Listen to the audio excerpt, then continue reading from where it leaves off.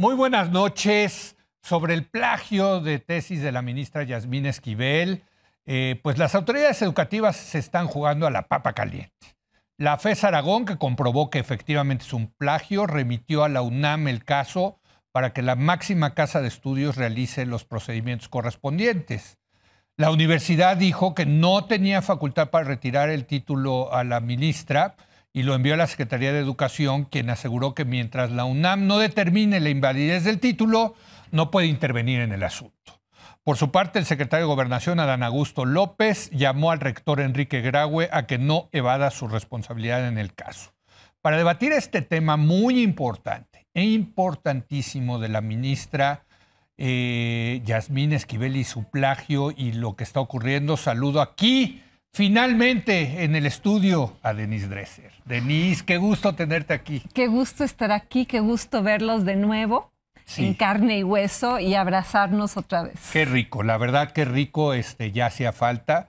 Esta era la única mesa que faltaba regresar completamente en vivo, pero ya lo logramos. Gracias, Denise, por estar aquí, por participar en este programa desde su inicio. Vamos a cumplir 13 años, querida Denise, 13 años. Y cuando me invitaste yo pensé, no estoy segura de que esto vaya a durar. No por ti, sino por la empresa, y yo era muy crítica de Televisa, en fin. Y llevamos 13 años, porque ha sido un espacio de libertad que ha aceptado la crítica de 100%. Todo, incluso monopolios en telecomunicaciones y demás. Y yo eso lo agradezco. Y lo pues el próximo 15 de febrero, 13 años, ¿no? En la tradición judía sería un bar mitzvah, o sea, ya pasamos de ser niños a ser adultos, ¿no? Pablo Magluf, quien ya había venido. Sí, ya habías venido aquí Vine a la supermarcha ciudadana para defender al INE. Sí. Pero ahora tomo un significado especial por estar también con mi colega Denise Dresser, a quien admiro y respeto mucho. Y bueno, en esta ocasión a Vanessa, pero también extrañando a Mario. Claro, hay que decir que Mario ya estuvo aquí con nosotros, pero hoy anda volando. Entonces nos hizo el gran favor Vanessa Romero de estar con nosotros. Muchas Vanessa, gracias por la invitación. Todo gracias muy bien, por gracias estar y con feliz nosotros. aniversario. Y nos encanta que nos acompañe. Sí, Gracias, claro, totalmente. Déjame empezar hoy contigo, Pablo. ¿Cómo ves esto de la ministra? Tiene muchos ángulos, desde luego, ¿no? Pero, a ver, yo creo que lo primero que tenemos que decir es que es un escándalo que la ministra siga ahí. Sí, yo creo que es absolutamente crucial que como ciudadanía logremos su deposición, ¿sí? Logremos que abandone el cargo, que dimita, porque ya se trata su permanencia de una afrenta. Creo que este caso tiene dos particularidades diferentes a otros casos de corrupción, que son muy enmarañados, que son, pues, confusos para la opinión pública. Hay testimonios de ambos lados, evidencias. Generalmente la opinión pública no entiende de transferencias de dinero, se reportan diferentes cosas en diferentes medios. En esta ocasión no, en esta ocasión hay una flagrancia, hay una evidencia ante los ojos de todo el mundo. Hay un dictamen de plagio que, segunda particularidad, incluso amplios sectores del obradorismo, los más acicalados propagandistas del gobierno, condenaron el plagio, ¿sí? De modo que la reacción del régimen, a mí me parece que ya constituye una afrenta que de consumarse, es una afrenta a la sociedad, ¿sí? Al orden constitucional, al andamiaje jurídico, que de consumarse creo que sentaría un precedente muy ominoso, porque significaría que cualquier atropello subsiguiente pues no puede tener resistencia, ¿sí? Prevalecerá. Sí. O sea, la actitud del régimen ya es de chicken game, ¿no? Un poco de a ver quién gana. Y pues es un poco la técnica del alicate que hemos comentado antes. Los regímenes autoritarios tienden a medir el termómetro de la sociedad con estos episodios, con estos ensayos, para ver su tolerancia, su permisividad de estos atropellos. Y pues el poder va avanzando como agua en los recovecos. Y pues si no logramos frenar este escándalo, pues es inminente que el gobierno ensaye otros atropellos incluso en el ámbito electoral. Por eso me parece crucial que haya una acción concertada para ganar la batalla contra la ministra. Ahora, Pablo está, Denise, aquí diciendo que esto es una responsabilidad de la sociedad civil, pero la sociedad civil aquí tiene, no sé qué podría hacer, o sea, porque al final del día lo que estamos viendo es que se están echando la pelotita de que tú decides, no, yo decido, etcétera, y la ministra sigue ahí, Denise. A mí me parece que la primera responsabilidad reside en la propia ministra, sí, que si respetara a la Corte, respetara su profesión, hubiera renunciado. La segunda responsabilidad me parece que reside en el presidente que la colocó, porque podemos debatir qué tanto la UNAM puede o no puede hacer. De hecho, me interesa oír tu opinión porque sé que te has pronunciado diciendo que la UNAM sí tiene capacidad legal para quitarle el título. Pero yo sí quisiera referirme a la responsabilidad presidencial, porque él la postula, él la nombra y él la defiende, Andrés Manuel López Obrador. Y eso es lo que me parece lo fascinante, porque él defiende a personas que le son leales, aunque estén involucradas en escándalos. No es el primer caso en el sexenio. Les recuerdo, por favor, las 29 casas de Manuel Bartlett. El López-Gatell, que dijo que sería una tragedia si la pandemia mataba a 60,000 mexicanos, sí, y por exceso de mortalidad vamos en más de 700,000. A ver, Alejandro Gertz, tenemos al frente de la Fiscalía General de la República a alguien que ha hecho actos criminales, que ha puesto a la Procuraduría a su servicio para perseguir a una mujer inocente. Y luego, también plagiario, por cierto. Y también plagiario. Y ahora el caso de la ministra. ¿Y por qué se repite el patrón de protección e impunidad? Porque esas personas defienden los intereses políticos y personales del presidente. En este caso, él necesita el voto de la ministra. De hecho, en el periódico Hoy sale cómo se avecina una acción de inconstitucionalidad contra la militarización de numerosos puestos en la administración pública. Y ella presenta el proyecto avalando la postura del presidente. Entonces, una y otra vez, Yasmín Esquivel ha sido el alfil López Obradorista en la Corte, avalando la prisión preventiva oficiosa, manifestando desprecio por la presunción de inocencia, apoyando la militarización. Y ahora, como a la Corte llegan, insisto, acciones de inconstitucionalidad que son definitorias para el legado de este presidente y el mantenimiento de decisiones, muchas de ellas tomadas por decreto y cuya constitucionalidad está cuestionada, él sabe que necesita al menos 3 ministros que no se plieguen. No, y queda, la verdad, Yasmín Esquivel como una, una ministra muy débil, que depende del presidente y que, por tanto, el presidente puede decir, me conviene que esté ahí en la Corte, ¿no? Pero al final del queda día, muy vulnerable, ¿no? Sí, queda vulnerable, pero su voto va a contar claro, al final del día, lastimosamente, porque ya todas las decisiones de la Corte en las que ella ha participado pueden ser ya cuestionadas. Eso dicen los abogados. Eso dice Ana Laura Magaloni, que en la segunda sala, quienes sus casos llegaron a esa sala y ella tuvo un voto determinante, pues pueden ir a combatir las posiciones que ella asumió, pues por todo el entramado, o sea, el entramado legal que ella atropelló para llegar a donde está. Y sí, la sociedad civil puede manifestarse. La Suprema Corte puede hacerle la ley del hielo. Ya la profesión abogacil se está manifestando, le están quitando premios y reconocimientos. Puede acabar aislada, pero al final del día aislada en la Corte con un voto que va a contar. Totalmente. Vanessa, tú eres abogada, si no mal recuerdo. Correcto, correcto. ¿Cómo ves todo este asunto? Y preguntarte efectivamente si tú crees que la UNAM podría decidir esto.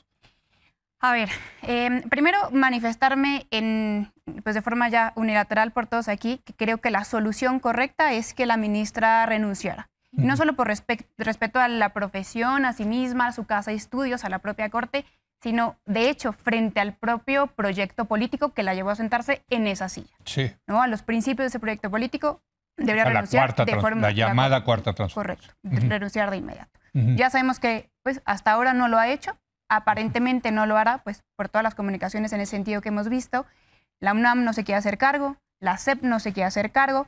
Inclusive, una vez que el presidente, tanto el presidente como el secretario de Gobernación los conminan a llegar a una solución, desde un punto de vista legal, a mí lo que me parece muy paradójico es que en este país que tanto exigimos que se cumpla con la ley, que estamos en posición 113 de Estado de Derecho, hoy no podemos solucionar un problema de una ministra tramposa precisamente por la ley, porque no tenemos aparentemente los mecanismos legales para solucionar un entuerto. Ajá. Yo, como abogada, me rehúso a pensar que tenemos tantos años de tradición jurídica, tantos mecanismos de interpretación legal para no llegar a una solución, ¿no? De hecho, aquí el otro día entrevistando a un abogado decía, aunque la UNAM no tenga el instrumento jurídico, puedo supletoriamente tomar el código, creo que civil o no me acuerdo, o sea, de otras leyes, digamos, ¿no? Yo comparto esa solución. Yo creo que no solo la UNAM tiene mecanismos internos para solucionarlo a través del Tribunal Universitario propiamente, que dirime precisamente cuestiones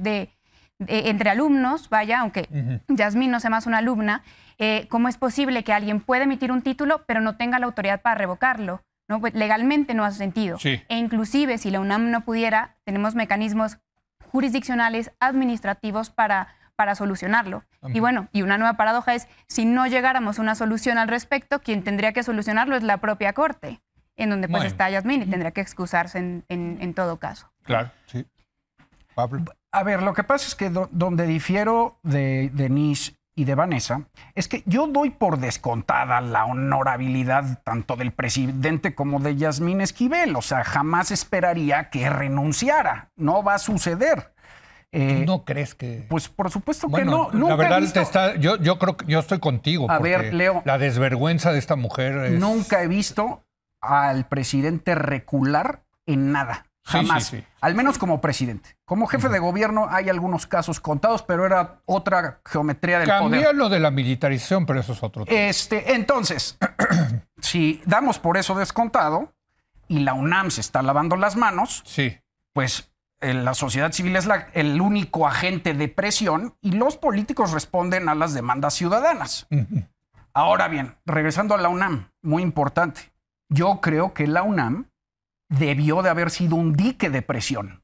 O sea, era muy importante que la UNAM no actuara con tibieza, que fuera oportuna, que fuera valiente, porque retirar el título era la manera más contundente de dejar en flagrancia la violación constitucional. Sí, claro. Sí.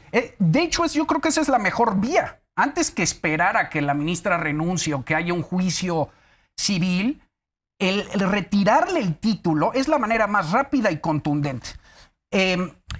Yo creo que la UNAM Pero sí está, o sea, yo leí el comunicado del abogado general, pues al parecer hay un problema de legislación, no queda claro que haya reglas. Hay suficientes abogados como Vanessa, de todas las corrientes políticas. Aquí tengo un diagrama de flujo con 5 opciones para que la UNAM retire el título. O sea, de que si quisieran, pudieran, lo hubieran hecho. Entonces, ¿de qué se trata esto? De una salida política de parte de la UNAM, que me parece peor, de hecho. O sea, porque lo que están argumentando es que Rectoría no quiere vulnerar la autonomía en un enfrentamiento con López Obrador. En un año donde hay que cambiar al rector. Pero si tu autonomía está sujeta al enfado presidencial, entonces ya estás cediendo autonomía. Bueno, pero es pragmáticamente eso ha ocurrido, ¿no? A ver, perdón, Denise, venga. ¿Por qué ninguna de las instituciones que han mencionado aquí quiere hacerse cargo? Para mí es muy evidente. O sea, la SEP no le va a retirar el título porque la SEP... la SEP es López Obrador. Exactamente, está siguiendo las órdenes del presidente. Sí. Segundo, ¿por qué la UNAM no lo quiere hacer? Pues podría Creo que tienes razón, podría, pero no lo va a hacer o no quiere. ¿Por qué? Porque eso implica colocar a la institución en una ruta de colisión frontal con el presidente. En año en el que se renueva la rectoría. Es que eso es importante. Y además, veamos lo que ha sucedido con el CIDE. El CIDE que decidió pelear contra el presidente cuando le quitan el presupuesto y colocan a un otro plagiario. A un director al frente de la institución que es leal a la 4T, en fin. El presidente se dedica a desmantelar la institución. O sea, la UNAM está en una situación vulnerable, está en una situación perder, Pablo.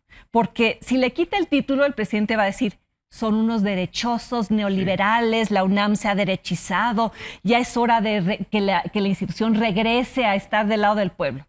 Si no le quita el título, el presidente dice, como ya ha dicho, que abdica de su responsabilidad, que la UNAM se está lavando las manos. Sí. O sea, está en una situación perder. Y el problema para la UNAM y cualquier institución que depende de recursos públicos es que con un presidente en control del presupuesto, ejerciéndolo de manera discrecional, con muchos elementos para sancionar a las instituciones, puede castigar a la UNAM.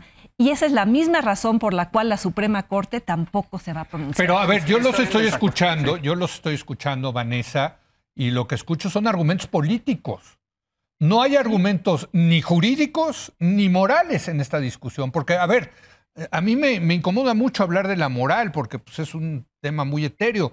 Pero, caray, hay casos en que la moralidad es incuestionable. O sea, perdón, pero ¿dónde quedó la ética de la señora? A ver, yo lo decía el otro día, si a mí me saca mi alma mater, en este caso la FES de Aragón para la señora Yasmín Esquivel, un comunicado como el que salió, se me cae la cara de vergüenza, renuncio, me voy a Francia donde nadie me conozca. Claro. Ella salió fresca como una lechuga a decir que no tenía nada de qué avergonzarse. Esta parte de la responsabilidad individual y de la moral y de la ética. Y más allá de lo ético y de lo jurídico, que ya vemos que hay varios caminos, como bien trae ahí mapeados Pablo, pero la responsabilidad de la UNAM frente a sus exalumnos y a sus alumnos actuales, el precedente que hoy marca cuando dice, no importa si hiciste o si haces trampa, aquí no pasa nada y no tengo mecanismos para sancionarte. Sí. Además de que no deberíamos dejar de ver, porque pues claro, hoy es muy escandaloso por la ministra, pero también deberíamos ver cuántas personas hay detrás de esa cloaca que se empieza a abrir con Yasmín, con Marta Rodríguez, la asesora, ¿no? Sí, porque ahí lo que estamos viendo es una mafia de venta de tesis. Todo parece indicarlo. Y no solo en la UNAM. Presuntamente, vamos a ponerlo ahí. Recordemos el caso del sexenio anterior, en donde la UP tampoco hizo nada respecto al título de Peña Nieto, en donde también se detectó plagio. Pero hay una diferencia con Peña Nieto. Bueno, dos. Una, que Peña Nieto creo que era el 28% de plagio. Esta es casi verbatim 100%. Sí. Y la segunda, para ser presidente de México no necesitas título de... De acuerdo, pero es un tema ético también. Por eso, pero es que acá sí hay un tema... Sí, hay una consecuencia. Hay una consecuencia. Te retiran el título de abogado, perdón, no puedes ser ministro. Afectas de nulidad tu nombramiento de ministro, no se diga su doctorado, su maestría, todo es una cadena. Si le hubieran quitado el título... Y su sentencia. Sí, si le hubieran quitado el título a Peña Nieto, pues hubiera sido el señor Peña Nieto, pero podría seguir siendo presidente. Aquí no. Es un requisito. No, es un requisito, Pablo. Déjame refutar el argumento de Denise. Sí. Yo creo que cuando estás en una situación perder, si me permiten un arquetipo histórico, lo peor que puedes hacer es acobardarte, ¿sí? O sea, a los tiranos se les enfrenta, no se les apacigua, usando el arquetipo de Neville Chamberlain. Pero lo guardando que dice, toda proporción histórica. Pero lo que dice Denise es cierto. Pero, o sea, el CIDE sí se enfrentó y... Pero ahí va mi argumento. Sí. El CIDE no es la UNAM, el CIDE es un edificio. Y ahí va mi argumento. Déjenme proponer un argumento. Es muy chiquito, es una institución. La UNAM tiene todo para dar la batalla. Yo creo que no está en una situación perder. Si se enfrentara, Rectoría tendría el respaldo no solo de su propia universidad, que es la más importante de América Latina, sino de toda la sociedad civil, porque hay otros... O sea, tienes fichas para jugar, claro, lo que estás diciendo. A ver, hay otros institutos también sujetos a presupuesto público, como dice Denise. Por ejemplo, el INE. Dimos una batalla, pero histórica. Salimos 500,000 de personas a marchar y estamos dando la lucha. la puedes perder, Denise, pero con dignidad. Y si tú te enfrentas de manera valiente al poder, te van a respaldar. ¿Y sabes por qué creo que la UNAM tiene todo que ganar? Por el fantasma del 2 de octubre. Si algo le teme, me atrevo a decir aquí, si algo le teme López Obrador a algo, es al fantasma de Díaz Ordaz. Pero también está el fantasma de cuando quitaron a don Pablo González Casanova como rector, porque el presidente en aquel entonces, si no recuerdo, Luis Echeverría, les mandó un grupúsculo, 200 personas, porros, con eso tiras a un rector. O sea, se te ponen ahí en la rectoría, te hacen la vida miserable, en fin. O sea, los otros también tienen fichas, es lo que estoy tratando de decir, ¿no, Denise? Yo no estoy justificando la decisión de la UNAM, ni del rector. Sí. Estoy explicando por qué. Déjame terminar, por favor. Y yo creo que Graue intentó hacer una jugada política interesante, que fue, nosotros no podemos, que lo haga la SEP, que era regresarle la bolita probablemente a la institución donde debe estar. Y que logra. La SEP tampoco quiere hacerse cargo porque trae la instrucción presidencial. Sí. Quiero tomar un asunto que me parece fundamental, que no se ha discutido mucho aquí. A ver, ¿por qué llega ella a la corte?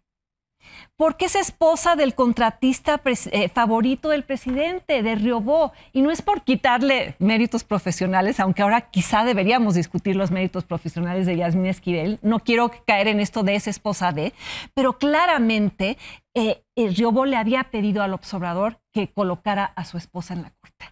Y yo recuerdo haber escuchado de viva voz a Andrés Manuel López Obrador decir que él jamás iba a hacer lo que Peña Nieto había hecho, que era colocar a sus amigos en la corte.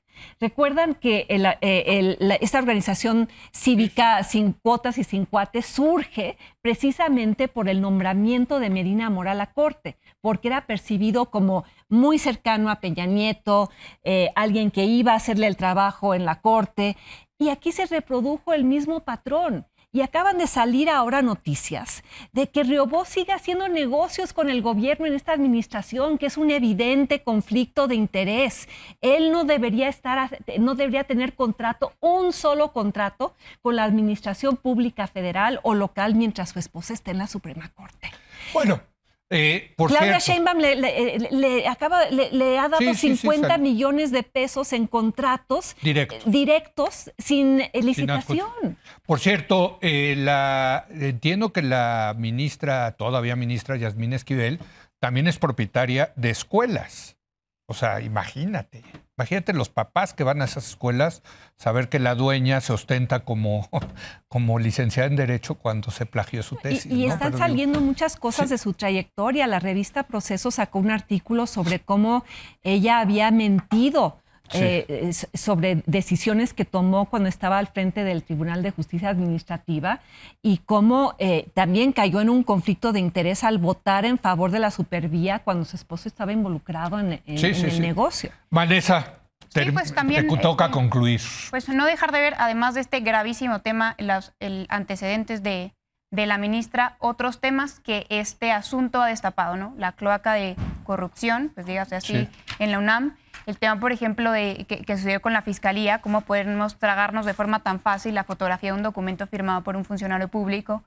El tema del notario público, ¿no? Dando fe de alguien que dijo que se llama Edgar Ulises Báez. Aquí, del papel de tanta autoridad en la que confiamos, ¿no? Bueno, la Fiscalía de la Ciudad de México, que resolvió en 5 días. Y salió a decir que no, que no se cometieron nuevos delitos. Sí, qué cosa. ¿No? Perdón. Pues desconocido. Después por la Fiscalía se detectó que había sido un funcionario de la Fiscalía, claramente pues con todo el peso que representa Yasmín Esquivel, pues en funcionarios de menor categoría, pues no deja de ser ministra de la Corte, ¿no? También hay el desequilibrio que existe entre Yasmín y su asesora, entre Yasmín y el abogado Edgar Báez, ¿no? También resaltar cómo puede ser que dos personas que estudiaron lo mismo, que presentaron la misma tesis, terminan en una situación de vida tan dispar, una ministra y otro, pues sabemos que en condiciones económicas bastante dispares. ¿Sí? Así es. Y creo que esto pone sobre la mesa un tema recurrente aquí, que es cómo se usan a las instituciones de procuración de justicia para darle protección política a la élite en turno. esto ya lo hemos visto. O sea, lo que acaba de hacer la Fiscalía de la Ciudad de México en algún momento ocurrió. ¿Se acuerdan con el líder del PRI, el que... sí, el del Distrito Federal, ¿no? Sí, el que tenía todo un negocio de trata de niñas. Sí. Bueno, Cuauhtémoc Gutiérrez. De la Torre, exactamente. Y hemos visto eso, la politización del aparato judicial una y otra vez. Este régimen es diferente, ¿no, Denise? ¿No dirías que los de antes eran terribles, pero esto es otro animal? O sea, estamos aquí en una configuración histórica. Y precisamente si somos diferentes, le toca renunciar. Es que ese es un punto, porque lo de Yasmín Esquivel sí toca en el centro de la promesa fundamental de López Obrador de combatir la corrupción. No mentir. No, pero mentir. A ver, y si son diferentes, al presidente le toca dejar de protegerla. Pues no, cada día la protege más, por cierto. Gracias, Vanessa, por venir. Un placer. Muy amable. Denise, bienvenida de nuevo en persona. Pablo, nos estaremos viendo por acá. Gracias. Denise, es un privilegio estar con ustedes. Y vamos a hacer una breve pausa. Voy a tener a Ariel Mustazos. Él es el corresponsal de Televisa en Estados Unidos, que está siguiendo el caso del juicio contra García Luna allá en Nueva York. Regresamos.